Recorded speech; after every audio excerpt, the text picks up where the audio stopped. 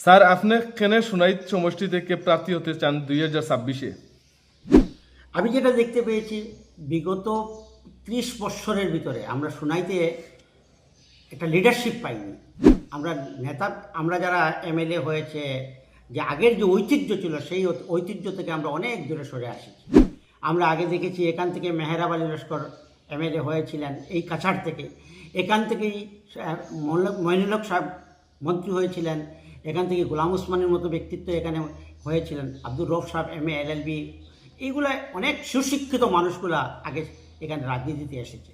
কিন্তু বর্তমানে সোনাইর যে পরিস্থিতি হয়েছিল, বরাক উপত্যকার আরও কয়েকটা কনস্টিটিউন্সির মতো হয়ে গিয়েছে, যেখানে যারা রাজনীতি সম্পর্কে দক্ষ নয়, শিক্ষা দীক্ষা অনেক কিছু ব্যাপার আছে, সেখানে থেকে ওরা অনেক আমরা নিচে এসে নেমে এসেছি।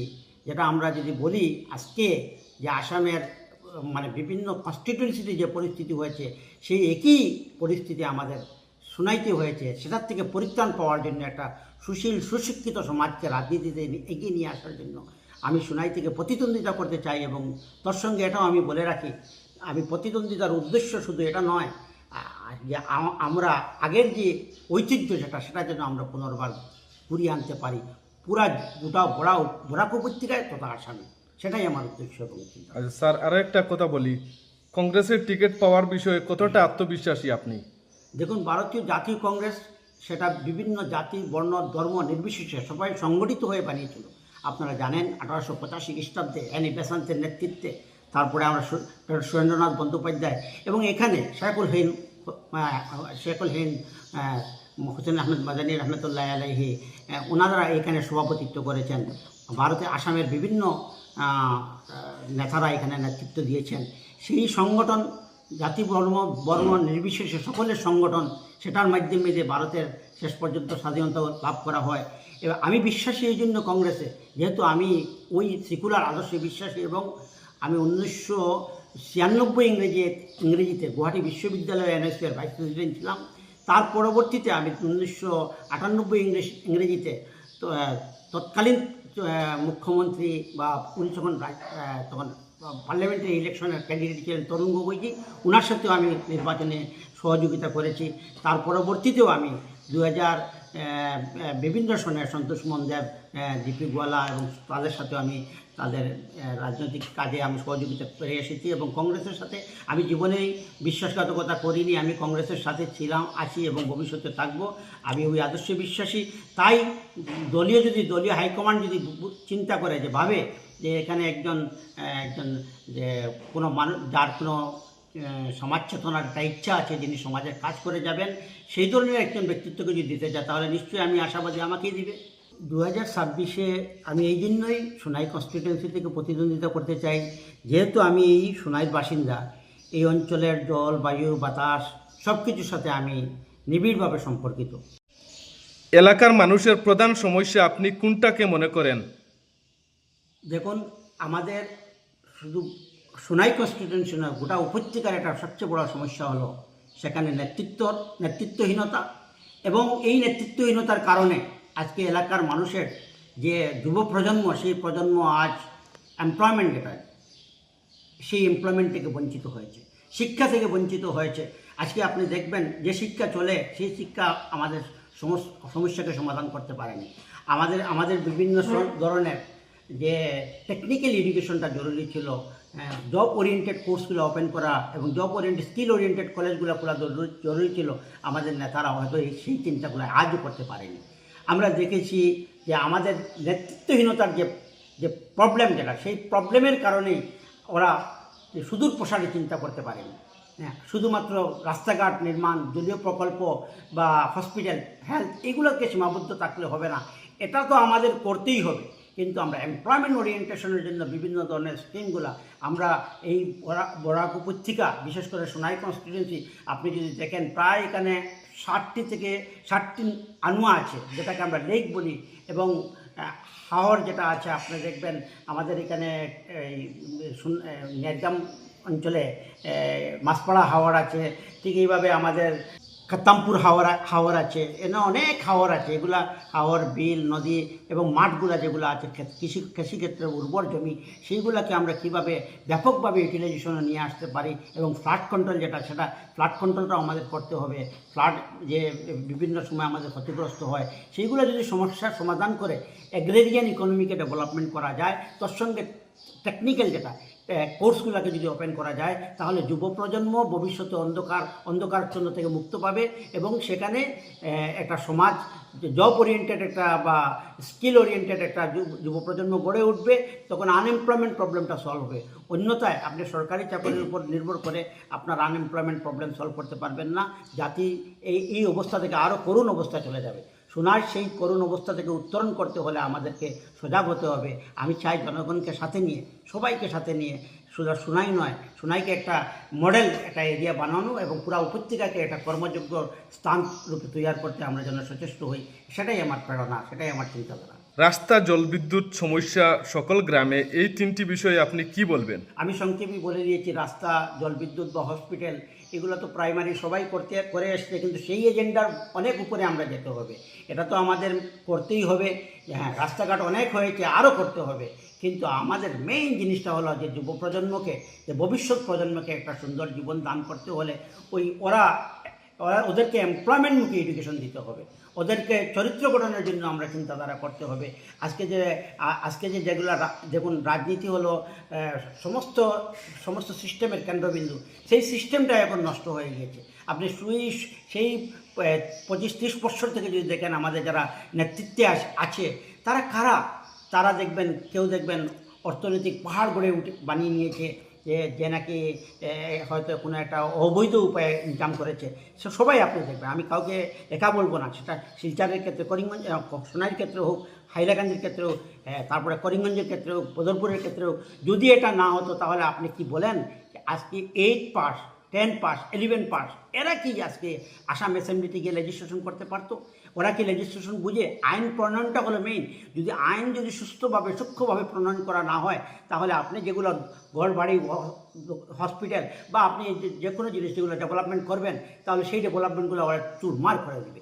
11,500 স্কুল, প্রতিষ্ঠিত স্কুলকে বন্ধ করে দিয়েছে। সেখানে আইন প্রয়োজনের কথা ছিল, সেখানে ওরা টু শব্দ করতে পারেনি। ওয়াকফ বিলের বিরুদ্ধে কথা বলতে পারেনি, ওরা মাদ্রাসা বোর্ডের সম্পর্কে কথা বলতে পারেনি। শিলচর বরাক উপত্যকার 2টা কনস্টিটিউয়েন্সি ডিলিমিটেশন নামে কমিয়ে দেওয়া হয়েছে, সেটা নিয়ে টু শব্দ করতে পারেনি। ওরা করতে পারেনি বলে আপনি প্রত্যেক রাস্তা দেখবেন 2টা পেপার মিল, একটা হলো 5 গ্রাম পেপার মিল, আনিপুরের চিনির কলকারখানা, ওরা তো ওটা আজ দিন পর্যন্ত 15 বছরে চালু করতে পারেনি। বরাক উপত্যকা থেকে আমরা যাদেরকে প্রতিনিধিত্ব দিই, সেই প্রতিনিধিত্ব সঠিক প্রতিনিধিত্ব হয় না। সেই জন্যই আমি এই রাজনীতির অঙ্গনে নামার জন্য প্ল্যান নিয়েছি। কারণ আমি নিজে জানি, আমি রাজনীতি বিজ্ঞানের ছাত্র, আমি রাজনীতি পাঠদান করি। তাই আমি ভাবি যে আমাদের মতো মানুষগুলা আজকের ডেটে আর বসে থাকলে হবে না। যদি বসে থাকি, আজকে আমাদের স্থান, মান, সম্মান এগুলো 8 পাস পর্যন্ত নেমে এসেছে। দুবড়ির শুকুরালিকে আমাদের সম্মুখে নিয়ে আসা হয়, যেটা যেন আমাদের ফেস শুকুরালি, সেটার থেকে আমরা পরিত্রাণ পেতে হলে আমাদের পুরো উপত্যকা এবং পুরো আসামে আমরা একটা অন্তত মাইনরিটির মানুষদেরকে আমরা বুঝিয়ে দিতে হবে যে আপনারা শিক্ষিত সুশীল সমাজের মানুষদেরকে রাজনীতির অঙ্গনে নিয়ে আসুন। দেখবেন আপনারা এই যে অল্প দিনের জন্য 1,000 টাকা, 5,000 টাকা, 2,000 টাকা ভোটের সময়ে যে লাভ পাওয়ার চেষ্টা করতেছেন বা নগদ একটা বেনিফিট পাবেন, সেই বেনিফিট থেকে আপনার বাইরে হয়ে আসুন। আগের একটা পরিবেশ সৃষ্টি করুন। এখানে আগে যে পরিবেশ ছিল, গোলাম ওসমানীর মতো মানুষ রাজনীতি করেছেন, মহিনুল মিশ্রের মতো মানুষ রাজনীতি করেছেন, মহিব মজুমদারের মতো মানুষ রাজনীতি করেছেন, ফখরুল ইসলাম মতো রাজনীতি করেছেন, তারপরে ডক্টর লুৎফুর রহমানের মতো মানুষ রাজনীতি করেছেন, আবু সালেহ নজমুদ্দিনের মতো মানুষ রাজনীতি করেছেন। এই ধরনের সুশিক্ষিত সুশীল সমাজকে আবার রাজনীতির অঙ্গনে নিয়ে আসুন, তাহলে দেখবেন পরিবেশ পরিবর্তন হবে, জাতি একটা নতুন সমস্যা থেকে পরিত্রাণ লাভ করতে পারবে, সেটা বলে আমি আশাবাদী। আগের নেতারা যেখানে ব্যর্থ হয়েছেন, আপনি কিভাবে পরিবর্তন আনতে পারবেন সেখানে? আর সেটা কেন পরিবর্তন হবে না? শিক্ষা জাতির মেরুদণ্ড।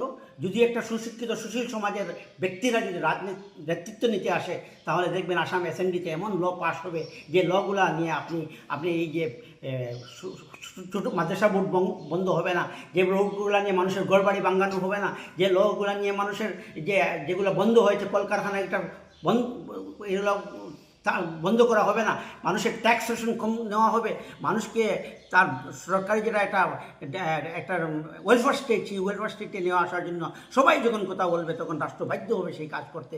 আমরা কেন পারবো না? আমরা প্রত্যেক ব্যক্তিদেরকে, সুশিক্ষিত সমাজকে এখানে রাজনীতিতে নিয়ে আসার জন্য আমরা অনুরোধ করব। জনগণ যদি সহায় করে তাহলে দেখবেন আপনারা একটা পরিবর্তন আনতে পারবেন, নিশ্চিত আমি। আচ্ছা, আরো একটি কথা, নির্বাচিত হলে প্রথম 100 দিনে আপনি কি করবেন বলে প্রতিশ্রুতি দিবেন জনসাধারণকে আপনি? প্রথম 100 দিনে আনএমপ্লয়মেন্ট প্রবলেম সলভ করারই হবে আমার মেইন টার্গেট। রাস্তাঘাট তো সবাই করেছে, আমিও করব। ফান্ড আসবে, সেই ফান্ডের স্বাভাবিকভাবে এটা ডিস্ট্রিবিউশন করব। কিন্তু আমি যেগুলো প্ল্যান করব, স্কিল ওরিয়েন্টেড কলেজগুলো খুলব। আমরা বিভিন্ন ধরনের যেগুলো কাজ শিখলে মানুষ পাঠদান করলে যেগুলো ছেলেমেয়েরা এমপ্লয়মেন্ট পায়, জব ওরিয়েন্টেশন হয়, বা এই ধরনের শিক্ষা দিয়ে পাঠদান করে জায়গায় জায়গায় আমরা যদি করতে পারি, এগ্রেরিয়ান ইকোনমিকে আমরা ওদেরকে এগ্রেরিয়ান ইকোনমি সম্পর্কে বোঝানোর চেষ্টা করব। সেই ধরনের যদি আমরা ব্যতিক্রমী কাজ হাতে নিতে পারি তাহলে দেখবেন আনএমপ্লয়মেন্ট প্রবলেম সলভ হবে এবং যুব প্রজন্ম একটা নতুন দিশা লাভ করতে পারবে। আচ্ছা, আমার লাস্ট একটি প্রশ্ন আপনাকে, সুনাইয়ের সাধারণ মানুষকে আপনি এখন কি বার্তা দিতে চাচ্ছেন? সুনাই সাধারণ মানুষকে আমি এই বার্তা দিতে চাই, যেটা আমি কোরআন শরীফের সূরা রাজের মধ্যে এসেছে, ইন্নাল্লাহা ইগাইয়িরু মা বিকাউমিন হাত্তা ইগাইয়িরু মা বিআনফুসিহিম। তোমরা আল্লাহ will never change any society unless you will not change yourself. তোমাদেরকে যতক্ষণ পর্যন্ত তোমরা পরিবর্তন করবে না। আর যদি আমরা ভোটের সময় যদি মানুষের কাছ থেকে সামান্য অর্থের বিনিময়ে যদি রাজনীতি করি তাহলে আমাদের রাজনৈতিক রেজাল্ট এটা হবে, এটার অবস্থান ওই ধরনের অবস্থান হবে যেটা আমরা নিচে নেমে আসবো। আমি আরও একটা কথা বলতে পারি, আল্লাহ সূরা নমলের মধ্যে 18 নম্বর আয়াতে বলেছেন, সে এখানে একটা পিঁপড়ার কথা বলেছেন, যে পিঁপড়া তার জাতিকে সজাগ করে দিয়েছিল, যার কারণে আল্লাহ এই পিঁপড়ার ইতিহাসটা কোরআনের মধ্যে পুরো একটা সূরা বর্ণনা করেছেন। আমিও আমাদের জাতিকে, আমার সোনাইকে, পুরো বরাক উপত্যকার জনগণকে আমি সজাগ করে দিতে চাই, আপনার সুশিক্ষিত মানুষকে রাজনৈতিক অঙ্গনে নিয়ে আসুন, তখন দেখবেন রাজনীতির একটা পরিবর্তন আসবে। রাজনীতি পরিবর্তন হলে রাষ্ট্রের কাঠামো পরিবর্তন হবে, রাষ্ট্র উন্নয়ন হবে, অর্থনৈতিক, সামাজিক বিভিন্ন দিক দিয়ে রাষ্ট্র উন্নতি হলে জাতির মধ্যে দেখবেন আপনি অনেকটা সমস্যার সমাধান হয়ে যাবে। মানুষের মধ্যে প্রেম, ভালোবাসা, ভ্রাতৃত্ব, জাগরুক ইত্যাদি আসবে। সেটাই আমার আশা, সেটাই আমি ভাবতে চাই, সেটাই আমি দেখতে। এখন আপনার পরিচয় সম্বন্ধে কইন স্যার। আমি তো বাঁশকান্দি, এখানে জন্ম নিয়েছি, বাঁশকান্দির 3য় খণ্ডে। আর আমার নাম, বাবার নাম মজারব আলী লস্কর, তিনিও টিচার। আমার দাদাও টিচার, দাদার বাবা মস্তান আলী লস্কর, তিনিও টিচার। আমার দাদিমাও টিচার।